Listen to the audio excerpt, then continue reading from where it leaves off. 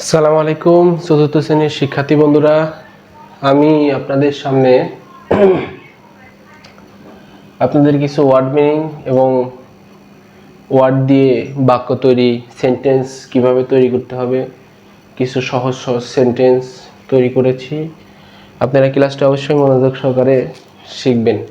দেখেন, unit 35 lesson 1, 2, 3, 4, অর্থাৎ unit 35-এর 4টা লেসনই অর্থই যেগুলো খুবই গুরুত্বপূর্ণ আপনাদের লাগবে ক্লাস 4-এ, যেগুলো জানা থাকলে আপনারা প্যাসেজটা সহজেই পারবেন। সেই গুরুত্বপূর্ণ ওয়ার্ডের মিনিংগুলো আমি এখানে অবশ্যই দিয়েছি, আপনারা মনোযোগ সহকারে ক্লাস করবেন। আর টেক্সট বুকের পেজ নং 70, এটা ক্লাস 4-এর টেক্সট বুকের পেজ নং 70। মাই টিপ, আমার ভ্রমণ। মাই মানে আমার, ট্রিপ মানে ভ্রমণ, আমার ভ্রমণ। প্রথমে ওয়ার্ড দিয়েছি, এরপরে মিনিং দিয়েছি, এরপরে সেন্টেন্স। ওয়ার্ড সোজাসুজি ওয়ার্ড লিখেছি, মিনিং সোজা মিনিং লিখেছি, সেন্টেন্স সেন্টেন্স লিখেছি। এখন আপনারা একটু মনোযোগ সহকারে খেয়াল করেন। দেখেন, রিলেটিভ, রিলেটিভ মানে কি? রিলেটিভ মানে আত্মীয়, রিলেটিভ মানে আত্মীয়। আই হ্যাভ ম্যানি রিলেটিভস, আমার অনেক আত্মীয় আছে। প্রত্যেকটি মানুষের অনেক আত্মীয় আছে। তাহলে আমি কি লিখলাম? আই হ্যাভ ম্যানি রিলেটিভস, আমার অনেক আত্মীয় আছে। এরপরে দেখেন, স্টিল, এখনো। স্টিল মানে কি? এখনো, জোর দিয়ে বোঝাচ্ছে, এখনো। মাই রিলেটিভ স্টিল লিভ দেয়ার, আমার আত্মীয় এখনো সেখানে বাস করে, আমার আত্মীয় এখনো সেখানে বাস করে। এরপরে কাজিন, কাজিন মানে চাচাতো, মামাতো, খালাতো, ফুফাতো ভাই বোন বোঝায়। আমি এখানে সংক্ষেপে চাচাতো এবং মামাতো ভাই বোন দিয়েছি। দেখেন, মাই কাজিনস লিভস ইন ঢাকা, আমার কাজিন ঢাকাতে বাস করে। নিয়ার, নিয়ার মানে কাছে অথবা নিকটে, যেটা দিবেন সেটাই হবে। Their house is near the Jamuna river, তাদের বাড়ি যমুনা নদীর কাছেই।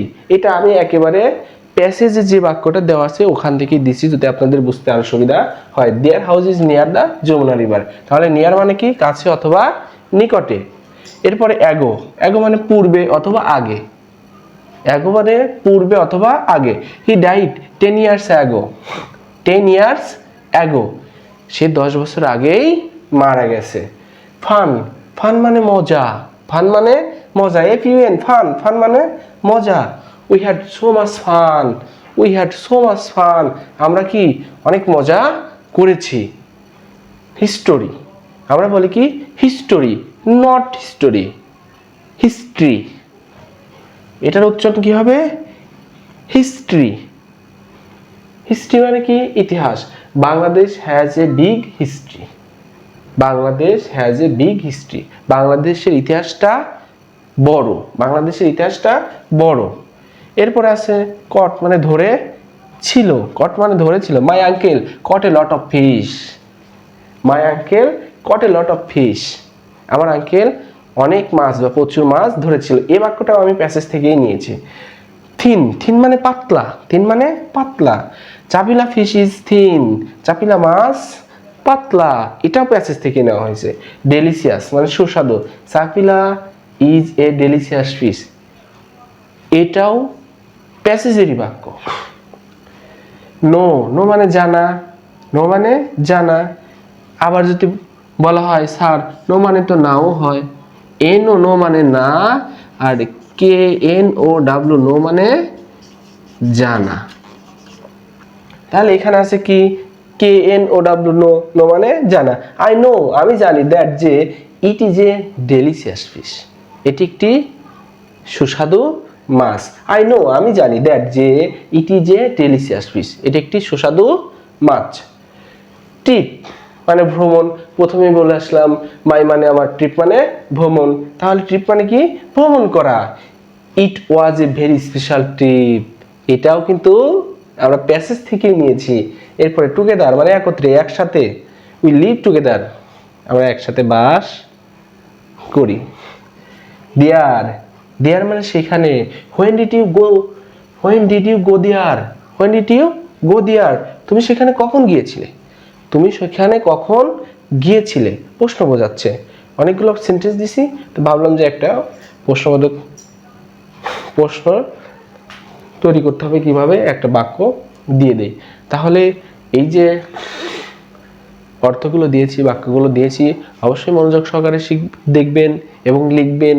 এই অর্থগুলো, এই শব্দের ওয়ার্ড মিনিংগুলো যদি আপনি ভালোভাবে পারেন, তাহলে আপনার প্যাসেজের যে প্যাসেজটা দেওয়া থাকবে, প্যাসেজের অর্থটাও আপনি পারবেন এবং একই প্যাসেজ থেকে 1 থেকে 4 নং পর্যন্ত প্রশ্ন পাওয়া যাবে। প্রথম পাওয়া যাবে